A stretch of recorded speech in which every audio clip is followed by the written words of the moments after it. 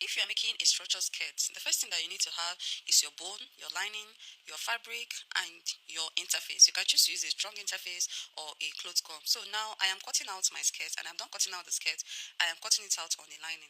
Then after cutting out on a lining, I'll go ahead and cut out my interface and add interface to all of them. You can see the way the skirt on the picture is standing strong. That is what you need to do first of all.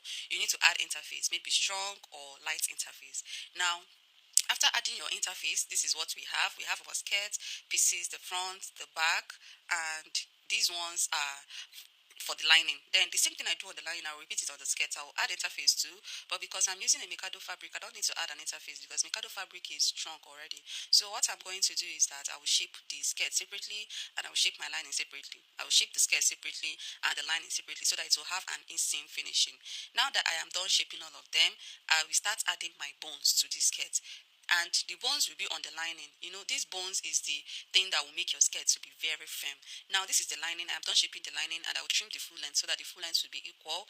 After trimming the full length, I'll also trim the full length of the skirts of the main fabric. Now, after this trimming, you will start adding bones. Now, it is up to you to determine where you want to add your bones on.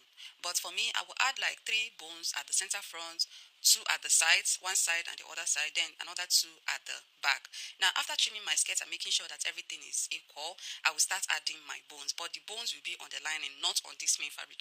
If you see on your main fabric, it will not look nice. Now, this is my lining, and I will get my bone. And the bone that I am using is a 0.5-inch bone. I'll go ahead and place all my bones along these areas that I am showing you guys. You can do your markings. You can even do a horizontal line if you want. Now, after fixing all my bones, this is what I have. You can see that it looks good. Yes, this is how to get your structured skirt. So what I'm going to do now is to close my zipper allowance. But before I do that, I will place the main fabric and the skirts together. I will turn the full length first of all. You use half an inch to turn the full length. You top stitch on the lining before you close your zipper allowance area. Okay, so after doing all that, I'll go ahead and turn, iron, then I'll come back to show you guys what it looks like. Remember to cover your zipper allowance also, it is important. Now at the end of the day, this is what I have. You can see how firm this skirt is looking, and that is the importance of bone. Bye.